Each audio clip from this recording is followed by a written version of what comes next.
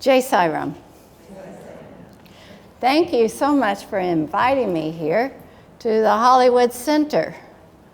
And it's just delightful to look in everybody's eyes and heart and share with you stories about Swami.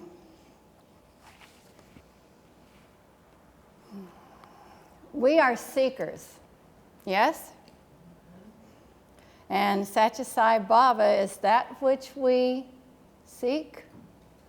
And you stay with him and his teachings long enough, what do we find out? That we are also that which we seek. Bhagwan Sri Satya Sai Baba, I was able to, by some miracle, be able to find out about him back in the 70s, and that's a picture of Swami looking so beautiful. That was in Brindavan, in front of the Krishna statue,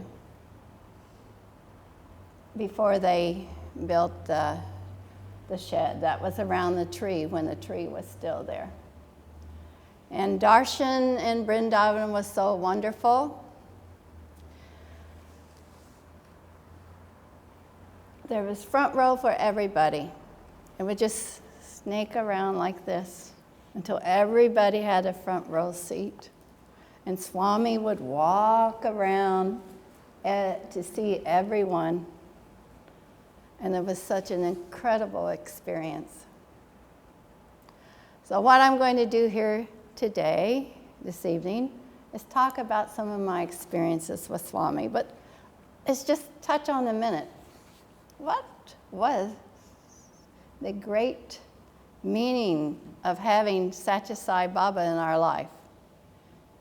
If we try to put what Satya Sai Baba was to humanity, it'd be very difficult to put into words because he was beyond words. What was it like to be in his presence? He would say, we are three beings. The one we think we are, which is the body, the one that others think we are, which is the mind, and who we really are, which is the Atma. And Swami was the Atma revealed for us. He said once in a discourse that we are all avatars. He is the only one that is a Purna avatar. Just being around Swami was so very special, especially going in the 70s. Because it was an opportunity to get so close, so near. If a miracle did not happen to you, it happened in front of you, behind you, beside you. I was a school teacher when I found out about Satya Sai Baba, and it was so amazing to be around him and to have his darshan back in the 70s, because it was a time when so many miracles.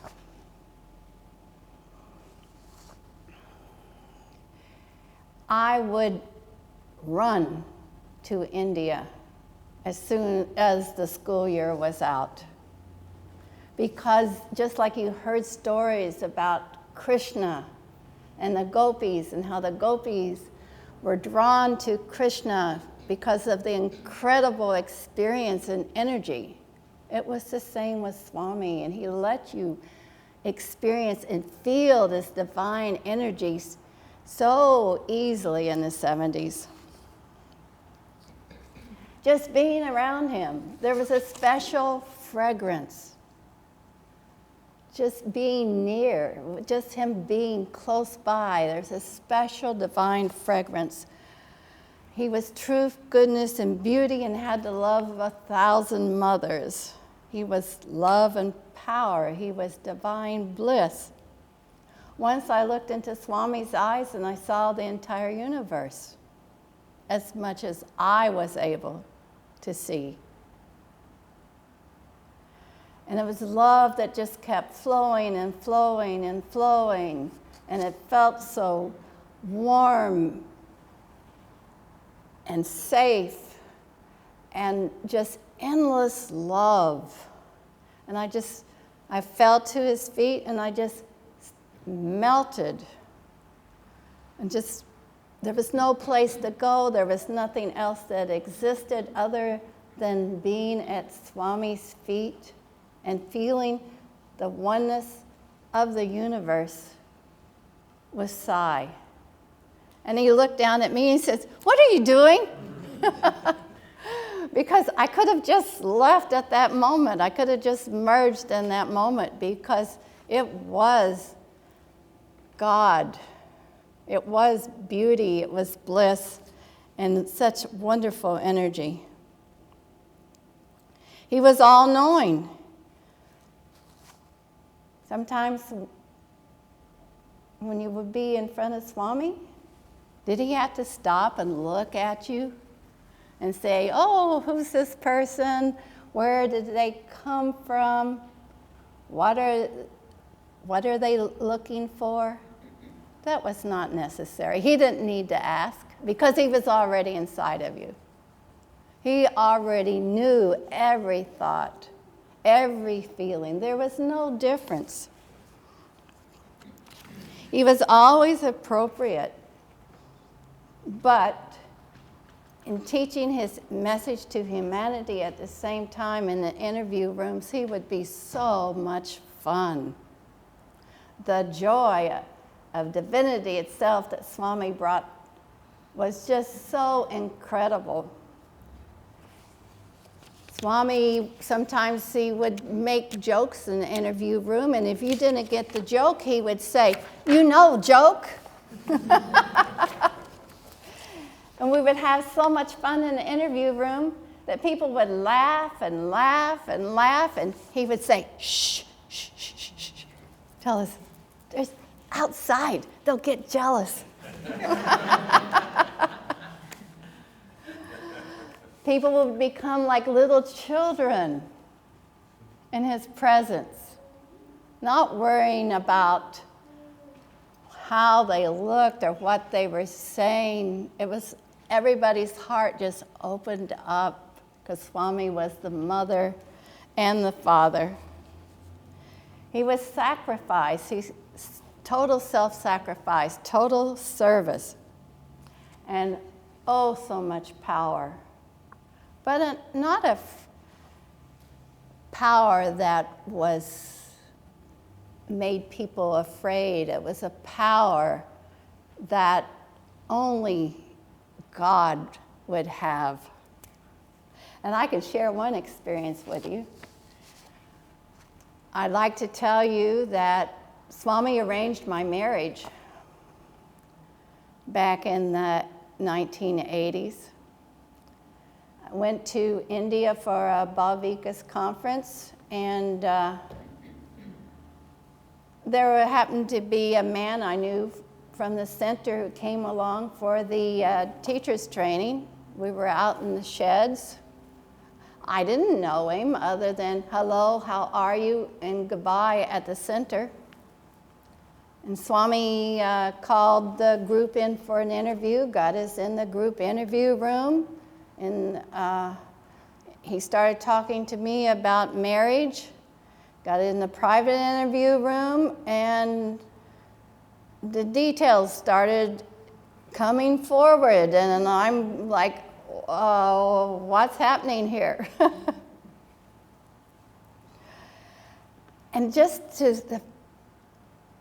to get the idea of cross to me, he shared some of this powerful energy of his to make sure that I was understanding that I was supposed to marry this man. And as he was sharing this and arranging this marriage, this powerful energy started coming. And as inhale and exhale, and this most incredible divine energy becomes stronger and stronger and stronger. And myself, and who ended up being my husband, we couldn't look at Swami anymore. The energy and the power was so strong. It was like the story of Moses going to Mount Sinai and listening to God from the flaming bush.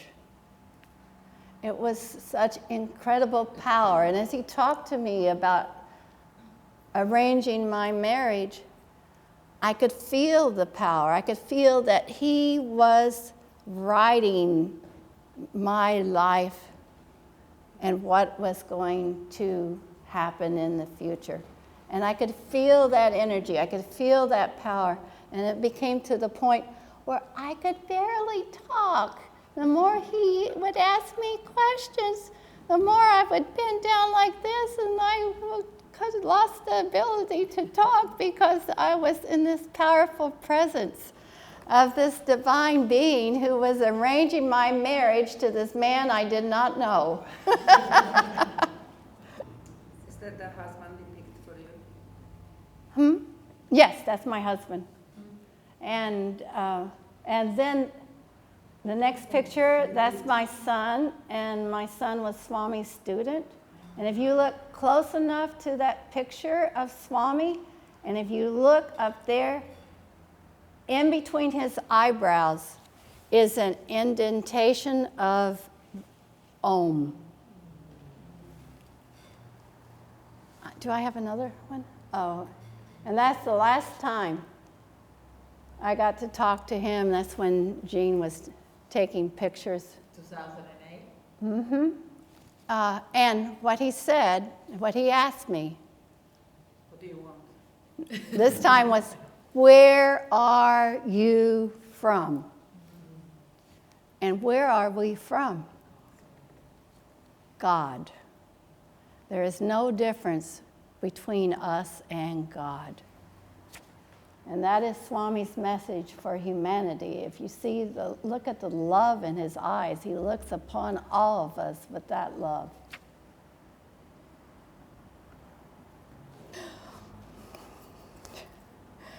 So, but I have to tell you that years later, Swami called my husband and I for an interview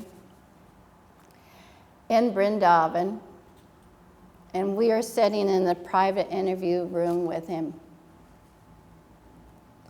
And Swami looks at us, he looks at me, he looks at my husband, and he says, "See, not mistake."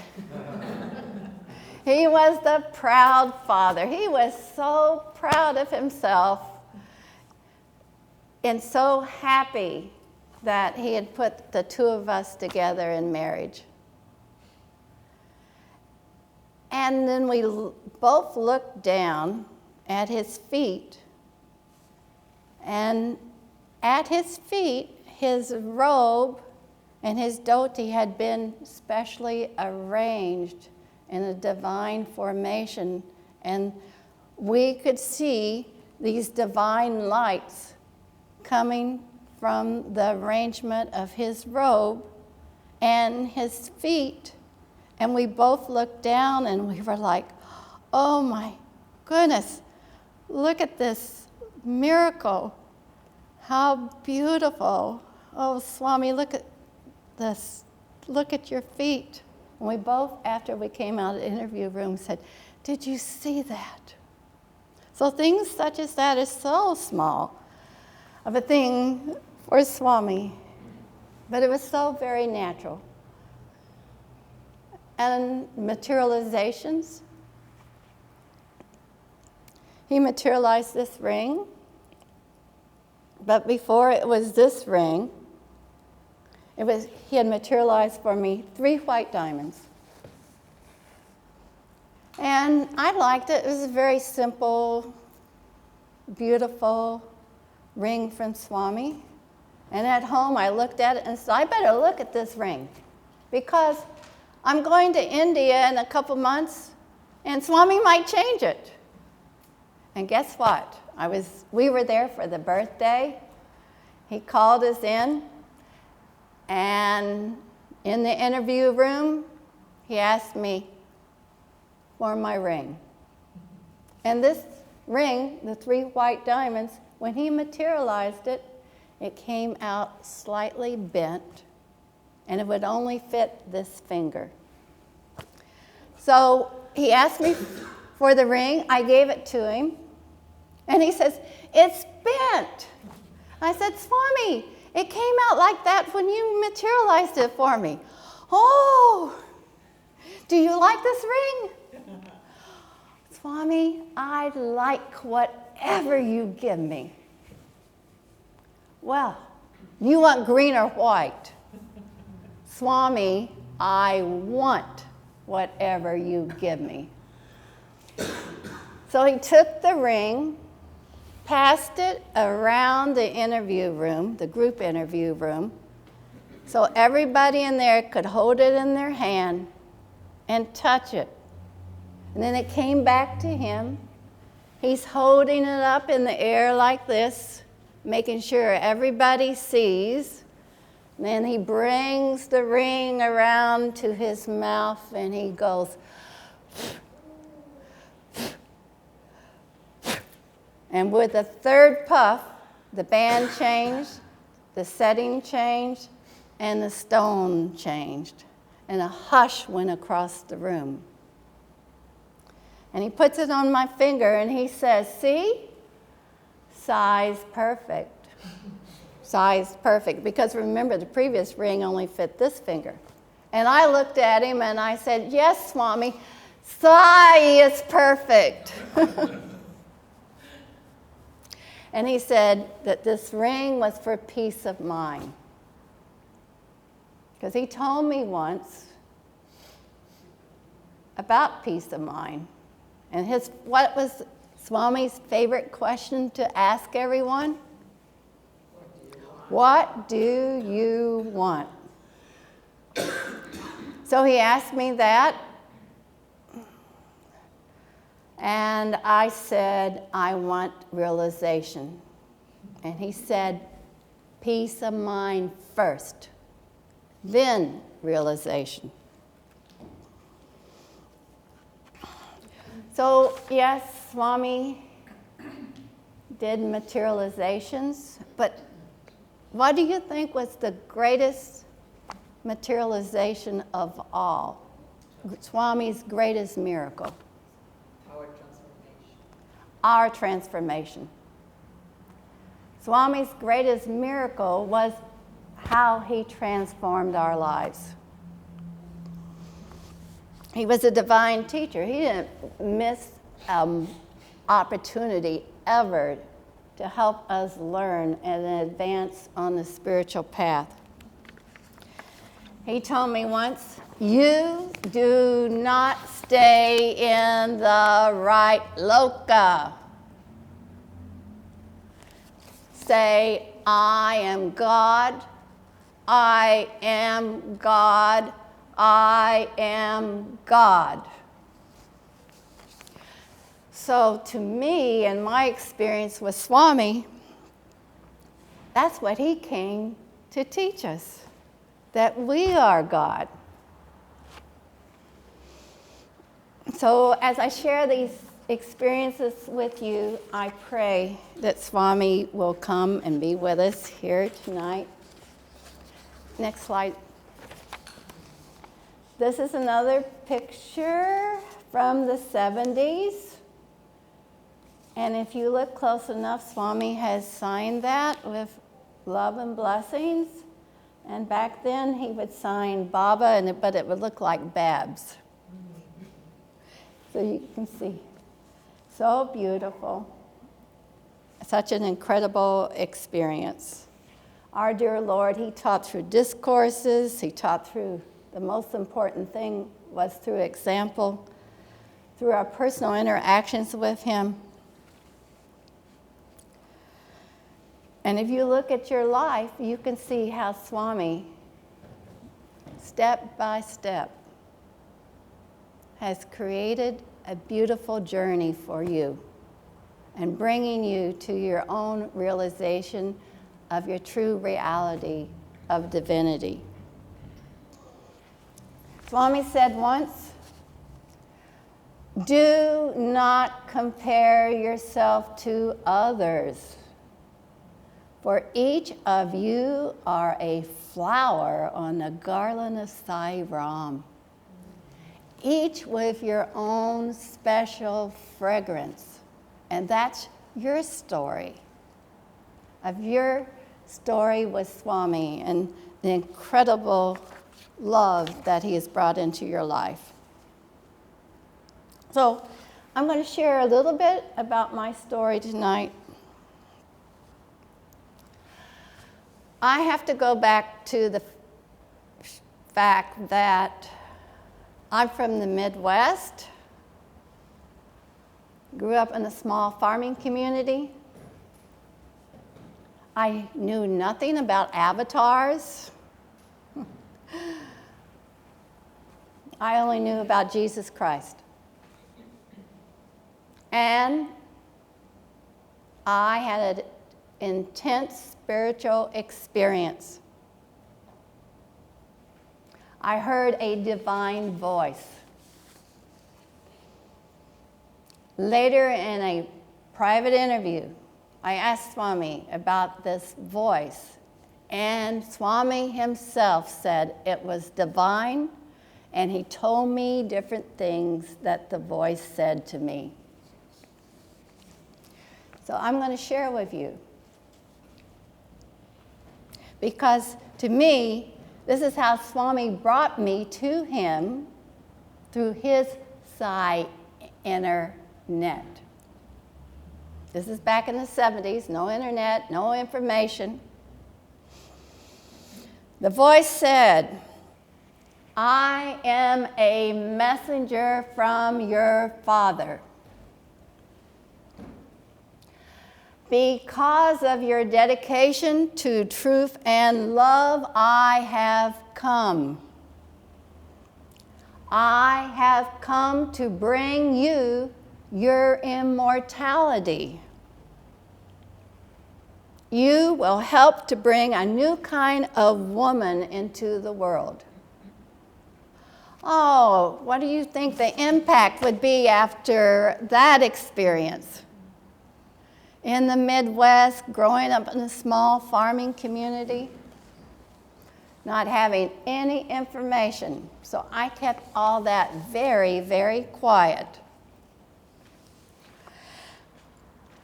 So I can say that after that experience, I was totally convinced that it was time for the second coming of Christ.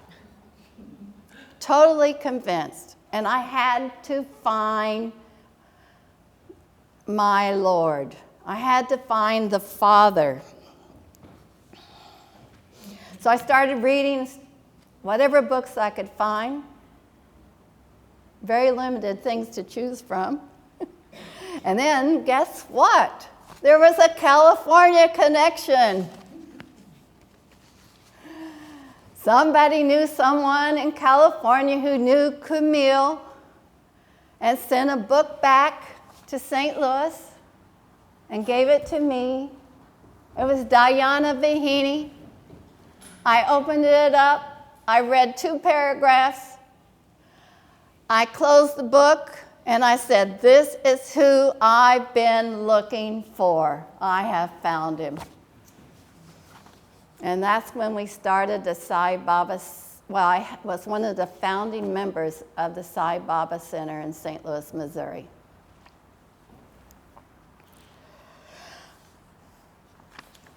Sorry about turning pages here. So let's look at what this divine voice said to me.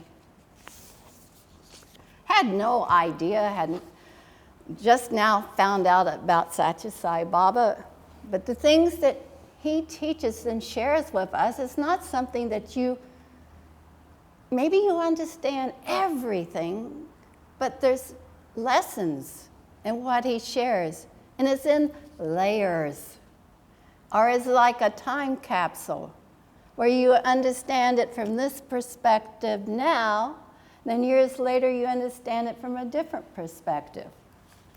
So as time went on, and I'm not sharing anything about what this divine voice said to me, oh, I am a messenger from your Father. Oh, that's the same as Swami saying in discourses that Jesus said, I am in the light, is the same as I am the messenger.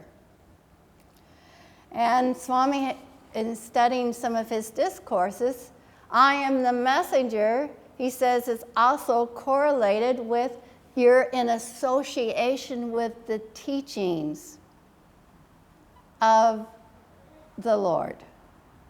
So it's the same as Swami's message of help ever, hurt never. It's association with the teachings. And then, because of your dedication to truth and love, what is that? It's the 5 human values.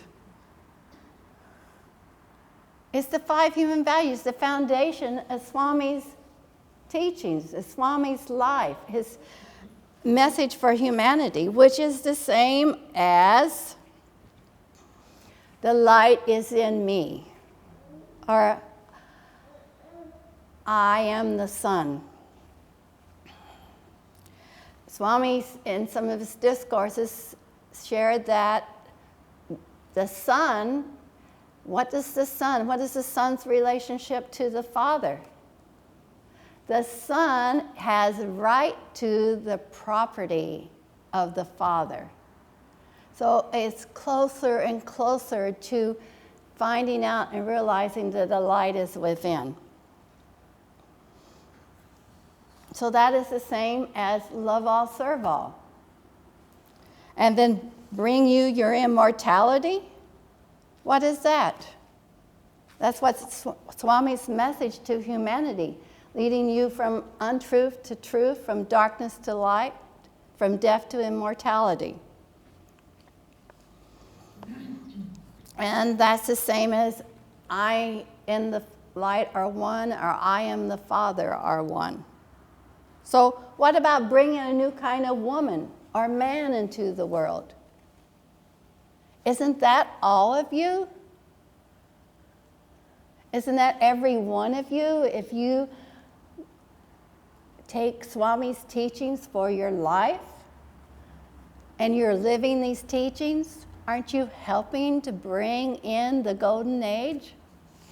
So as time went by, I found out and realized that had nothing to do with me. It had everything to do with all of us together. That it was his message. But I didn't even know Swami at that time. So he was using the Sai internet. And we can't, without his form being in the world, giving the darshan and giving the teachings and telling and sharing his message, we must remember that internet is still there. How else could I find out about our beloved Lord? So let's go to my first trip. I went to India all by myself. I was in my 20s. I had a name of the ashram, a name of a hotel, a name of a taxi driver, and that was it. So my first night I spent at the Shilton Hotel in Bangalore. Shilton's not there anymore, and Swami came in my dream. Oh, you have come. The cycle of birth and death repeats itself over and over again until we realize we are one with the Father. So I had my first darshan in Brindavan. And what I'm thinking about, I love God. I love Swami, recognizing him as the second coming of Christ and God, but will he accept me? So as Swami says, we may love God, but we have to really look and see whether or not He loves us. So that's what I'm thinking about for my first darshan in Brindavan. So he went to Puja Party the next day. And back then, there were no chits to go for darshan. You just take your cushion and you could set it directly in front of Swami's door at the mandir, and you could just sit there. Nobody asked you to leave, or there was no timings. You could just come and sit. So I'm sitting there in the sands. The door opens from the mandir and Swami starts walking out. And I'm sitting directly across from the door to the mandir. He walks across the sand, so beautiful, so much love. He walks closer and closer to me, and he looks down at me and he says, "You go." But that didn't happen my first day, because the first 3 days he did not come to the ladies' side because he said ladies were running like horses. So one of the first messages or lessons from Swami is the importance of discipline and how we are human beings and to live our life of human dignity. So yes, I managed to stand up in the sand, scared to death sorry that I had learned how to rap was just not going to make it without coming apart before I got into the mandir. And there I am in the interview room, and Swami called me with his staff, with the ladies of the ashram who worked for him. And I'm standing there next to the wall. He looks at me, and he starts taking steps, step by step, coming closer and closer. And he lifts his arm up like this, and my eyes are getting bigger and bigger, and he's walking closer and closer to me, and his arm's up like this, and he turns the fan on. And I go, oh! But that turning on of the switch was very important, because that was the beginning of my journey, of my learning, of the unfolding of the inner reality of who Swami was to humanity and to all of us, and for my personal relationship with his divinity. So he called me into the private interview room. Again, teaching. I'm a young 20-year-old. He takes me in the private interview room, and he makes sure the door is open, makes sure the curtain is pulled back. Protocol, respect. He looks at me and he says, again, "What do you want?" And this is my first time with him. And I did not say any words. I put my hands together in prayer, bowed my head, and I just prayed to my God. And he started talking to me. He said, "Don't worry, I will help you." And what was I wanting help with? This confusion.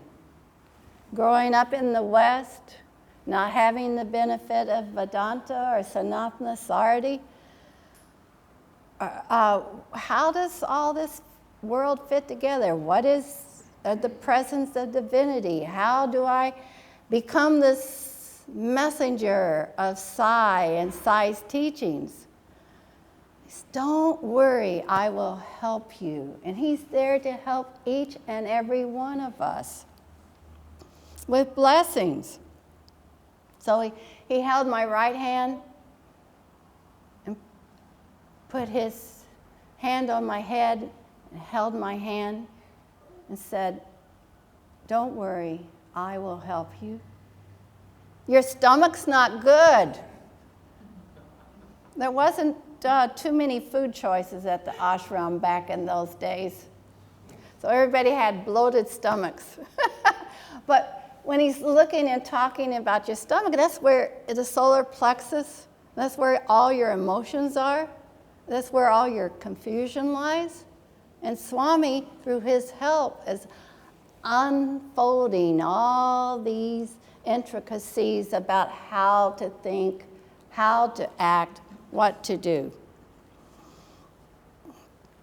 And the most important thing was, beyond knowing that he was going to help, he's told me, you stay more days.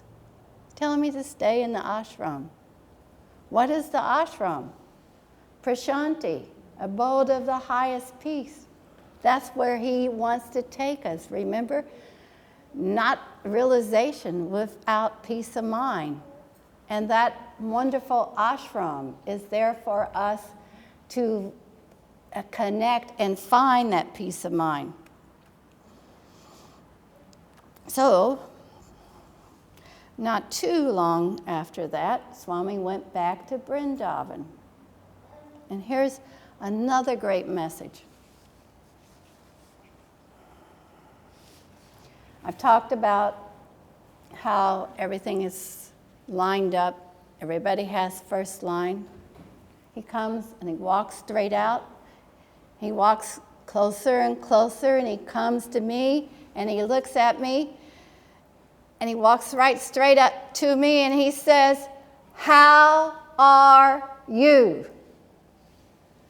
How are you? How are you?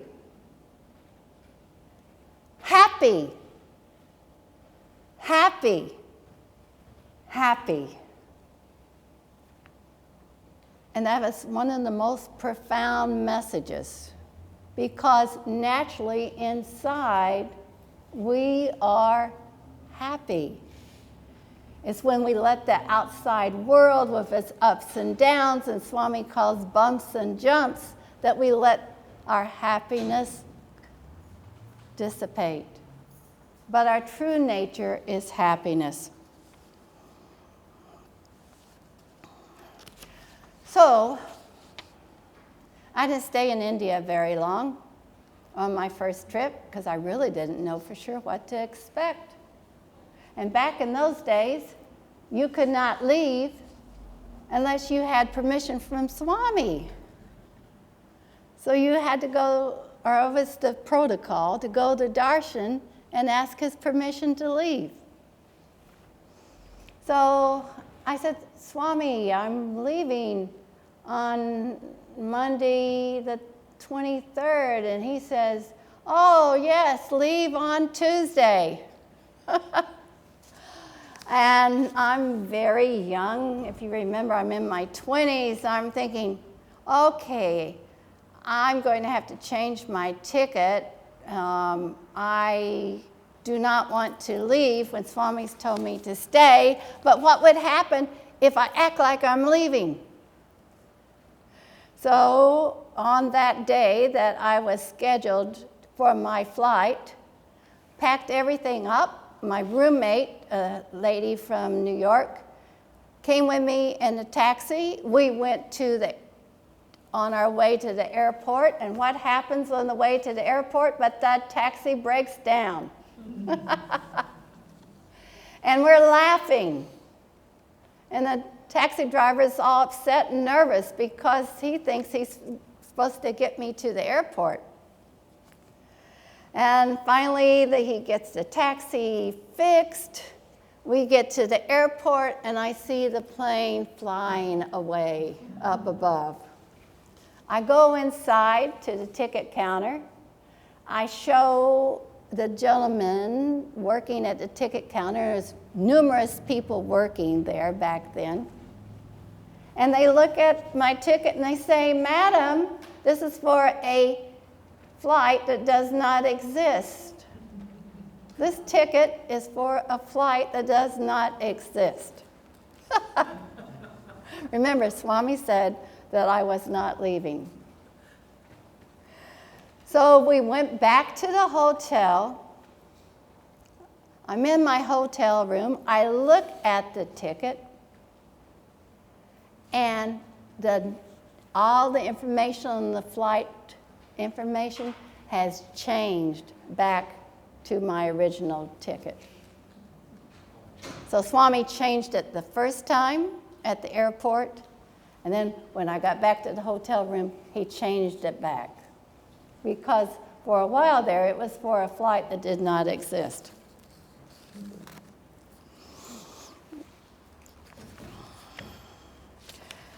So, on my second trip, or before my second trip, I spent so much time at home doing sadhana before I returned to see Swami again. So on my second trip, I'm there in Puttaparthi. I'm outside the gates of the ashram because back then there were not cozy little beds to have in the room. You had to go and find what you needed outside of the gate. And this gentleman walks up to me right outside of the Shiva gate and he says, "Tomorrow Swami is going to call you and tell you your life work." So I'm thinking, oh, that sounds wonderful. I go back to the room, and I had brought with me that trip one of the teachers from my school from America. And she was in the room, and Swami had sent somebody to the room saying, "Tomorrow morning, Swami wants to see you at 8 o'clock. So, oh my goodness, tomorrow morning. And to be able to prepare yourself, get yourself ready to be in Swami's presence is an incredible experience. So, sure enough, 8 o'clock in the morning came. We were called, and the next step is moving to the veranda, sitting on the veranda, and you're holding your breath, hoping that he will come out and actually call you into the interview room, because just because you're on the veranda doesn't mean it's actually going to transpire into an interview. So he called us in. And he looks at me, or my teacher's here, and he says, "Oh, you are a teacher?"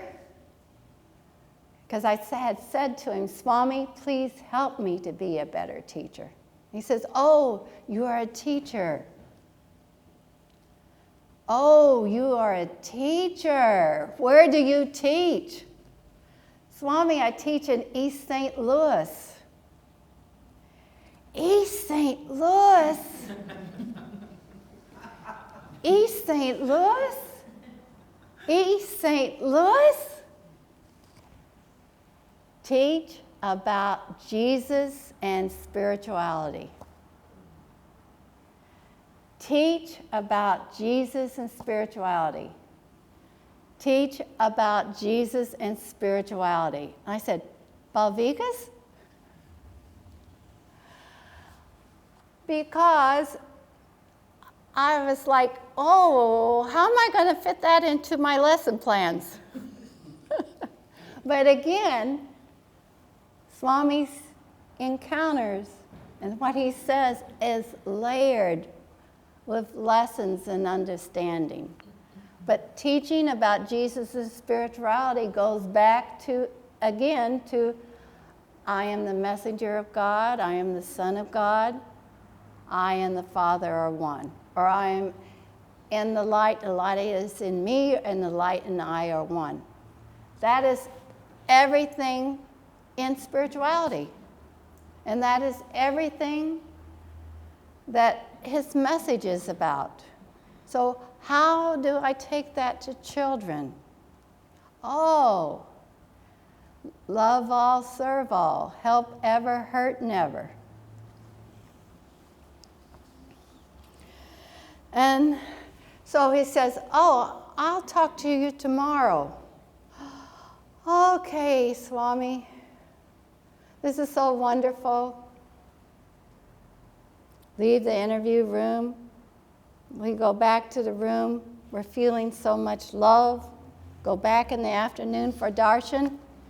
And we're sitting in the sands during darshan, and all of a sudden, Mataji was the lady who was in charge of the ladies' side in the darshan compound, was running over and pulling on myself and this teacher that came with me to see Swami, and there's, get up, get up, get up, Swami's calling you. So he didn't wait until tomorrow. He was calling us again in that same afternoon.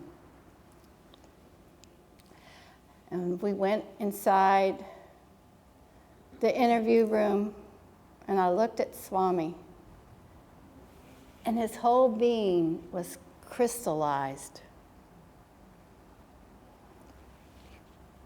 Just so beautiful and so divine, and so much love energy, and such a heavenly feeling to look and see Swami in all this beauty. And he materialized a medallion, and his hands went around like that. I could see different light colors coming out of his hand. And he goes like this, and he says, here, put this around your neck. Takes us to the private interview room, stops, the hand starts going again, and he materializes his calling card. And he says, here, this is my calling card. Keep this in your purse. And what are we calling the Lord for? Anytime we have need, anytime we feel alone, anytime we have a question, we call on the Lord. Took us into the private interview room. Put my two hands together like this. And he's taking my hands and he's moving them back and forth. So he's holding my hands, moving them, and I'm looking into his eyes at the same time.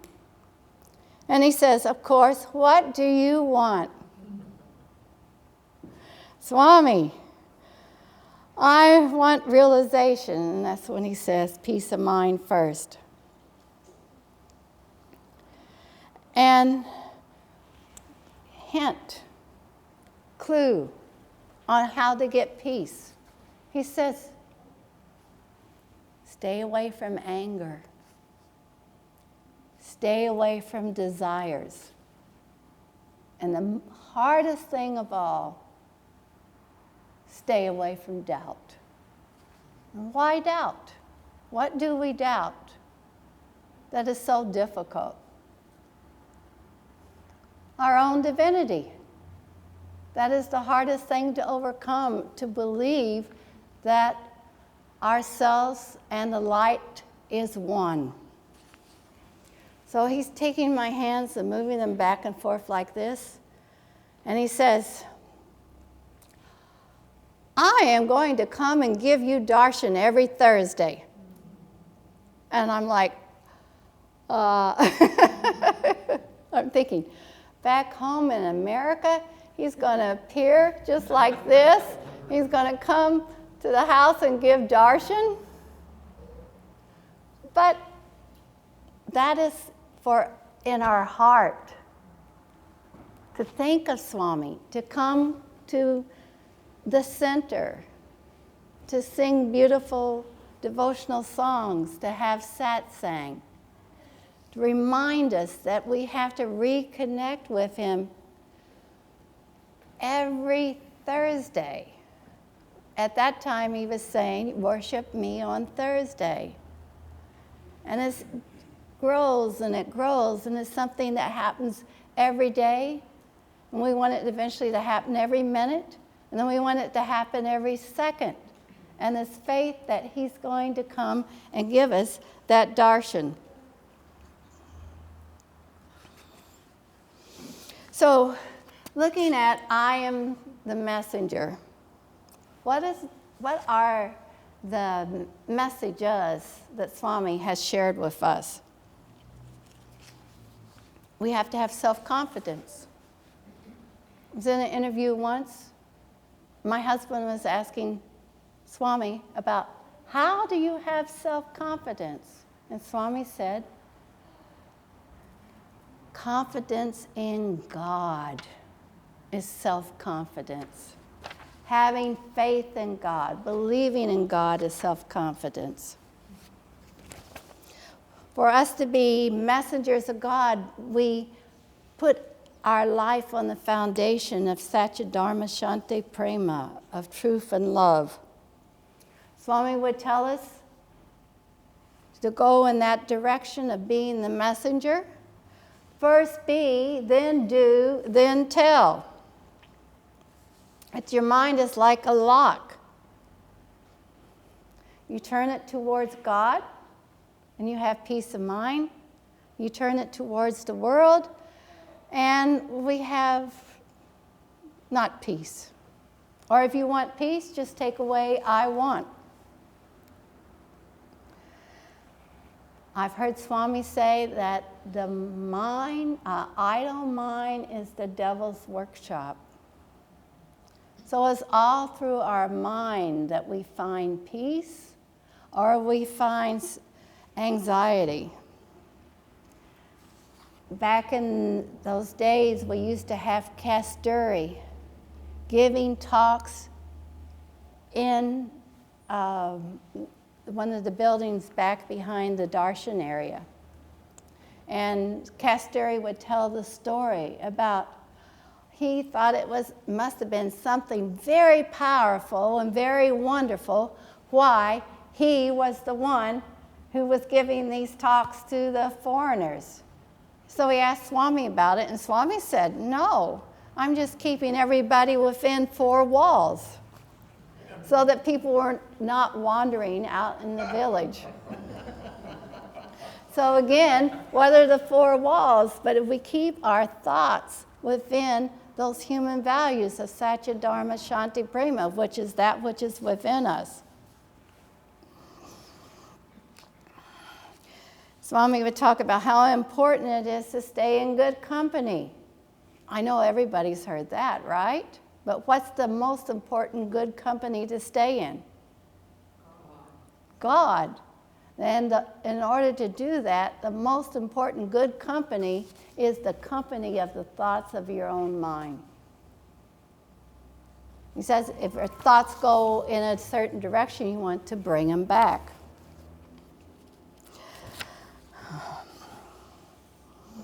Heart has only one seat, not musical chairs.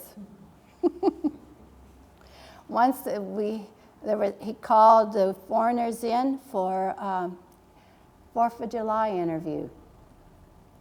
And somebody in the interview was saying, well, Swami, some people are just very hard to love. What do we do? And he says, you're just not putting enough care and attention and focus. That's not Swami's exact words, but that's what it was. And what about sin? He says, not sin, mistakes. So again, it goes back to that confusion. And Swami was so understanding with us confused Westerners who did not have the great good fortune of growing up with Vedanta and understanding how everything worked together. Do some work for my organization. Swami was so wonderful, so selfless. Once I was in the private interview room, and he would bend down to pick my bag up off the floor because he was getting ready to leave. The interview was over. My bag's in the way. He didn't ask me to move it. He bent down and picked it up and moved it. So every moment of our life, we need to think about being with Swami in order to be in the light and live in the light and love all, serve all, knowing that the light is in us and that we have to start with peace of mind. Swami says if you want to know something or bring him close to you, I'm listening to him say this in the interview room, and he's just this far away. He says, you think, how did Swami look? How did Swami talk? How did he walk? Swami would do and move like this. He would talk like this and concentrate, and then all of a sudden, it will come.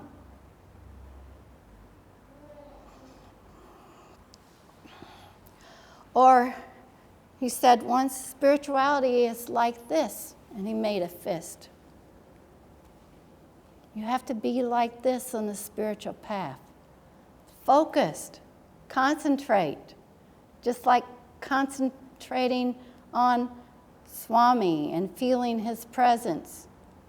And be like a lion, full of courage.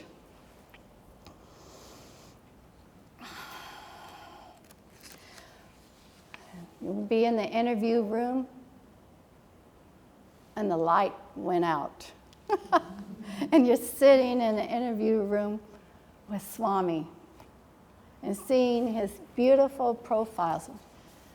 Change to the next picture. There is beauty incarnate.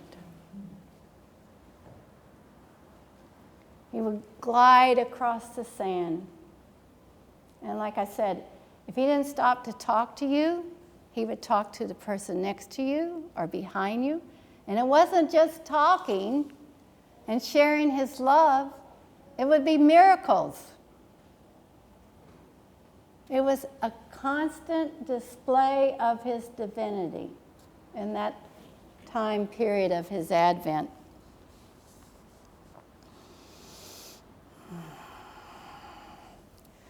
Swami told us once in a teacher's training, God stays 1 foot away from the yogi because he cannot get over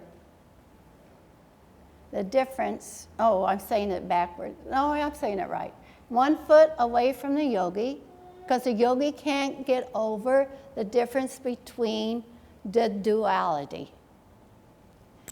He stays 10 feet away from the youth because of their ego, but he lives in the heart of the householder. Our day-to-day experience and the love that we share within our families with each other brings us closer and closer to God.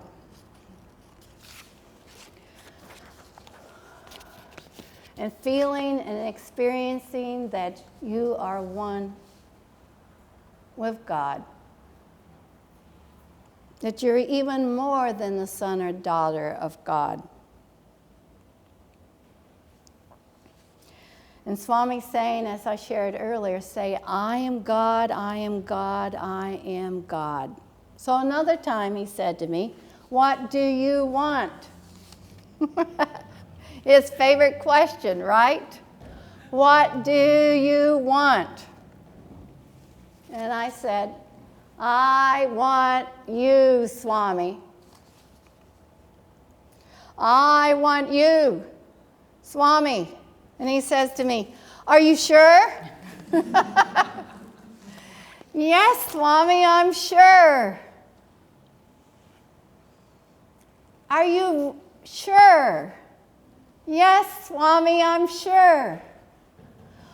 "Are you ready?" I'm thinking, ready for what? I've already seen him when this power is so intense that I can no longer look. And at that point in time, he held his arms like this. And he says, "Come, take me. I am ready." And what does God have to be ready for? But listen to what he said. I am. It's about the I am. Help ever, hurt never, love all, serve all, and I am I. The I am is ready. Where is the I am? It's in us. He came to us. He was us on the inside revealed. And he came to let us know that our I am inside of us is ready for us to come take it. Just as he brought his beauty and his humanity and his love and divinity to us.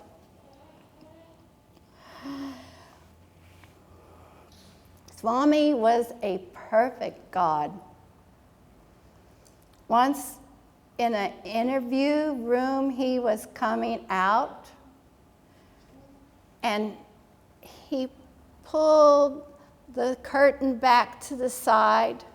He looked at all of us. Everybody had been devotees for a long time, so they would not take this statement incorrectly. He pulled the curtain back. He kind of stands in the doorway and he looks at everybody and he says, "Aren't I a perfect God?" And we all said, "Yes, Swami, yes."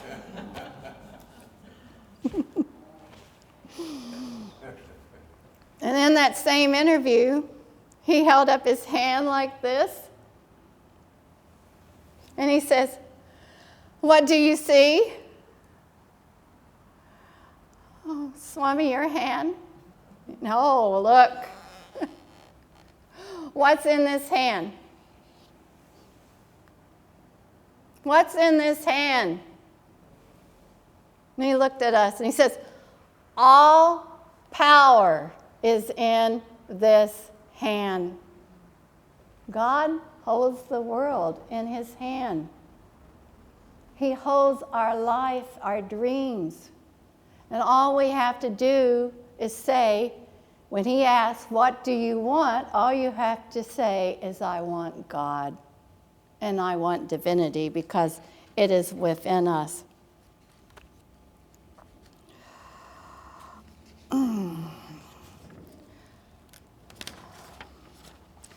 In Cody Canal, I know somebody has a special story about Cody Canal and the beautiful ring. Getting an opportunity to go down to Swami's feet. And he looked down. I'm at his feet, and he says, "Hey, don't sleep." Humanity is asleep. Humanity is asleep to the beauty and the divinity that's within. And Swami wants us to wake up. He said to me once, he said, "Soon you will start smelling special fragrances." And I'm thinking, oh, that's going to be wonderful. And I go to darshan the next afternoon, and Swami comes into the darshan compound, and he's getting closer and closer to me, and he walks by me, and what do I smell? Sandalwood soap. Then it finally, again, teachings in layers and layers and looking deeper and deeper. And I'm sharing with you, but I want you to look deeper and deeper in yourself. Because everybody is in the chapter of Sai Ram, in the book of his life. And you have such a beautiful message from Swami. So I finally realized this special fragrance. What do you think? The special fragrance I was going to soon start smelling is the fragrance of, right, of our own heart, the divinity within us, the love. When do we take time to smell the fragrance of the love that's within us? One time he materialized earrings for me. And it was 18 stones on each earring around a pearl. And a very tall lady coming to the ashram at that time from Singapore, Swami called her Coconut Tree. And he would had Coconut Tree to put my earrings in my ears. And he says, "Do you have holes?" "Yes, Swami, yes, Swami." And so he called Coconut Tree up to put my earrings in. And when he materialized the earrings, I'm coming from America, and he made little stops. You know how we have the little slides in the back that keep our earrings from flopping back and forth? Swami knows all details. So made those earrings like that, and he looked at me and he said, "Not earrings, hearings. Hearings. Here rings the omnipresence. The omnipresence of our own divinity."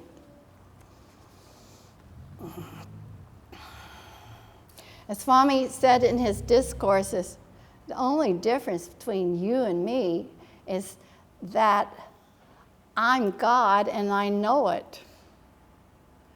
So we need to get over, what has he said for me? To royally watch, stay away from anger, stay away from desire, and the most difficult of all, doubt. Doubt of what? Our own divinity.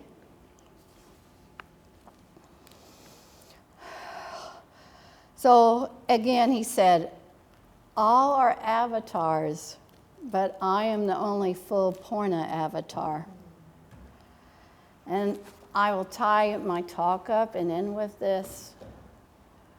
When Swami left his physical form, I had a dream the night before. Found myself in America in a very simple house. And there was this young woman sitting in a chair. And I looked up at her and I said, "Are you Shakti?" Because remember, Shirdi Sai was Shiva, Satya Sai is Shiva, and Shakti and Prima Sai will be Shakti. And the young woman in my dream says, "Yes, I am Shakti." Shakti got up, walked into the kitchen of this small cottage,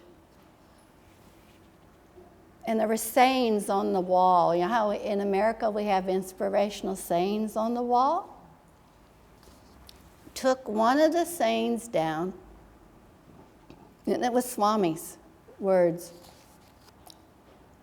And she said, "In the time of Prima Sai, mankind will actually be able to live the teachings of Satya Sai."